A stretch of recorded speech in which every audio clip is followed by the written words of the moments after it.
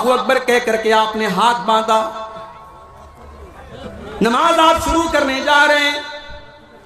اللہ کے نبی فرماتے ہیں صلو کما رأیتمونی اصلی، نماز ویسے پڑھو جیسے اپنے نبی کو تم نے نماز پڑھتے ہوئے دیکھا ہے۔ جیسا طریقہ نبی کا تھا نماز کا، ویسے ہی طریقے پر ہمیں نماز پڑھنی ہے۔ اللہ کے رسول جب نماز پڑھتے تھے سینے پر ہاتھ باندھتے تھے، سب سے پہلے دعائے ثنا پڑھتے تھے، اللہم باعث بینی پڑھتے تھے، اعوذ باللہ پڑھتے تھے، بسم اللہ پڑھتے تھے، سورہ فاتحہ پڑھتے تھے۔ آپ نے یہ بھی فرمایا بغیر سورہ فاتحہ کے کوئی نماز نہیں ہوتی۔ آپ نے یہ بھی فرمایا جو سورہ فاتحہ نہ پڑھے فہیہ خداجن فہیہ خداجن، اس کی نماز ادھوری ہے، ادھوری ہے، ادھوری ہے، اس کی نماز پوری نہیں ہے، اس کی نماز پوری نہیں ہے۔ اس کے بعد اللہ کے نبی کوئی اور سورت پڑھتے، پھر آپ رکوع میں جاتے اور رکوع میں جانے کے پہلے آپ رفع یدین کرتے، اپنے دونوں ہاتھوں کو اٹھاتے کندھے تک۔ رکوع میں جب آپ جاتے آپ کی پیٹھ اور آپ کا سر بالکل برابر ہوتا اور اطمینان سے آپ رکوع کرتے اور اپنے دونوں ہاتھوں سے اپنے گھٹنے کو مضبوطی سے پکڑ کر کے آپ رکوع کرتے۔ رکوع میں آپ نے بہت ساری دعائیں سکھائی ہیں، سب سے مشہور دعا ہے سبحان ربی العظیم۔ یہ دعا کم سے کم 3 بار پڑھنی چاہیے، اللہ کے رسول پڑھتے تھے۔ رکوع سے اٹھنے کے بعد آپ سیدھے کھڑے ہوتے، رفع یدین کرتے، اپنے ہاتھوں کو کندھے تک اٹھاتے، سمیع اللہ لمن حمیدہ کہتے، ربنا ولک الحمد حمدا کثیرا طیبا مبارکا فی پڑھتے، آپ اطمینان سے کھڑے رہتے۔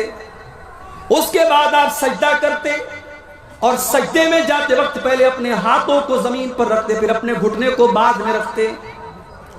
سجدے میں کم سے کم 7 چیزیں زمین کے اوپر اللہ کے پیارے نبی رکھتے تھے۔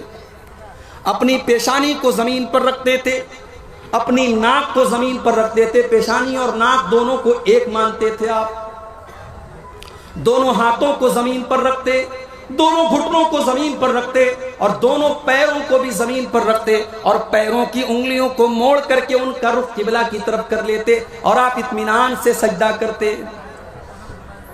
سجدے میں آپ نے کہنیوں کو زمین پر بچھانے سے منع کیا اور آپ نے فرمایا کتے کی طرح اپنے ہاتھوں کو سجدے میں زمین پر بچھا کر کے سجدہ نہ کرو۔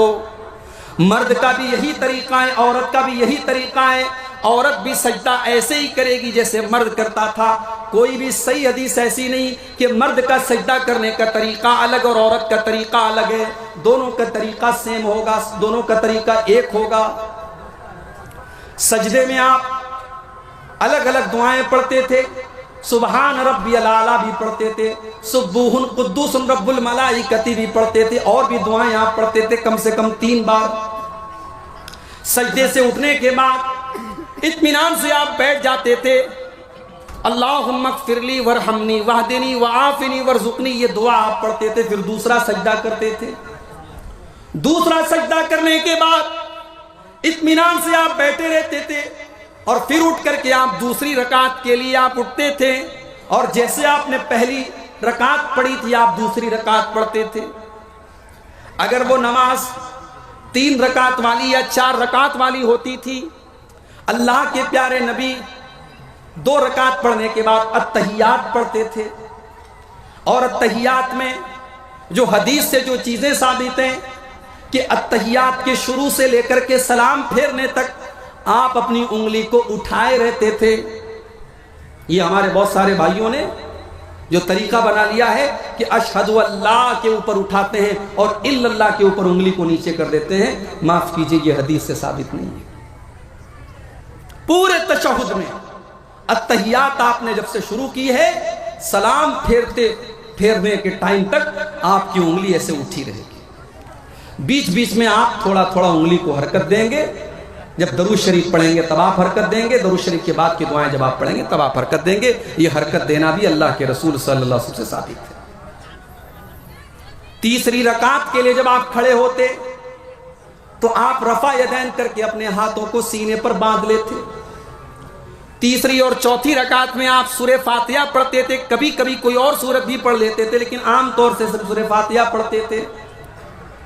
اور جب آپ نماز کے آخری تشہد میں بیٹھتے تھے تو اپنے بائیں پیر کو آپ داہنے پیر کے نیچے سے نکال کے اپنی کمر کے بل بیٹھا کرتے تھے اور اتحیات پڑھتے تھے. اتحیات کے بعد درود شریف پڑھتے تھے. درود شریف کے بعد آپ مختلف دعائیں پڑھتے تھے. اللہم انی ظلمت نفسی والی دعا بھی پڑھتے تھے. اللہم انی اعوذ بک من عذاب جہنم والی دعا بھی آپ پڑھتے تھے. اس کے بعد آپ السلام علیکم ورحمۃ اللہ، السلام علیکم ورحمۃ اللہ، داہنے اور بائیں طرف آپ سلام کرتے. یہ ہے اللہ کے رسول کی نماز کا طریقہ. اب کوئی اگر یہ کہتا ہے مولوی صاحب آپ نے طریقہ تو بتا دیا لیکن ہم تو اسی طریقے پر نماز پڑھیں گے جو باپ دادا سے ہم دیکھتے چلے آئے تھے. معاف کرنا میرے بھائی، اللہ تعالیٰ کے آپ سے یہ نہیں پوچھا جائے گا آپ کے باپ دادا کیسے نماز پڑھتے تھے. اللہ تعالیٰ کے یہاں یہ پوچھا جائے گا آپ کی نماز رسول کے طریقے کے مطابق تھی کہ نہیں تھی. اس لیے کہ اللہ نے اعلان کر دیا لَقَدْ كَانَ لَكُمْ فِي رَسُولِ اللَّهِ أُسْوَةٌ حَسَنَةٌ. او لوگو، جب میں نے اپنے رسول کو تمہارے لیے نمونہ بنا کر کے بھیجا ہے تو تم نے میرے نبی کے طریقے پر نماز کیوں نہیں پڑھی؟ ایک صحابی مسجد میں آتے ہیں، 2 رکعت نماز پڑھتے ہیں. نماز پڑھنے کے بعد وہ اللہ کے رسول کو آ کر کے سلام کرتے ہیں. اللہ کے پیارے نبی ان کے سلام کا جواب دیتے ہیں اور جواب دینے کے بعد اللہ کے نبی کہتے ہیں ارجع فصلی فإنک لم تصلی. جاؤ تم پھر سے نماز پڑھو، تمہاری نماز نہیں ہوئی. صحابی پھر سے آتے ہیں، پھر سے 2 رکعت نماز پڑھتے ہیں، پھر آ کر کے اللہ کے رسول کو سلام کا جواب دیتے ہیں.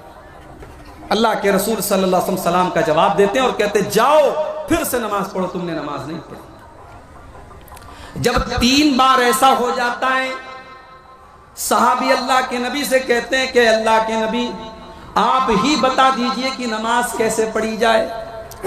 اللہ کے پیارے نبی اپنے صحابی کو سمجھاتے ہیں جب تم نماز کے لیے کھڑے ہوا کرو تو اطمینان سے کھڑے ہو جاؤ، جلدی بازی میں نماز نہ پڑھو، اطمینان سے نماز پڑھو. سورہ فاتحہ پڑھو، کوئی سورت پڑھو، پھر اطمینان سے رکوع کرو، پھر اطمینان سے رکوع کے بعد کھڑے ہو جاؤ. تمہاری نماز میں سکون ہونا چاہیے، اطمینان ہونا چاہیے.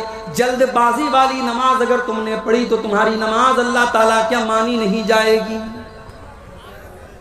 میرے بھائیوں، اپنی نمازوں کا جائزہ ہم اور آپ لے لیں کہ ہماری نمازیں اللہ کے رسول کے طریقے کے مطابق ہیں.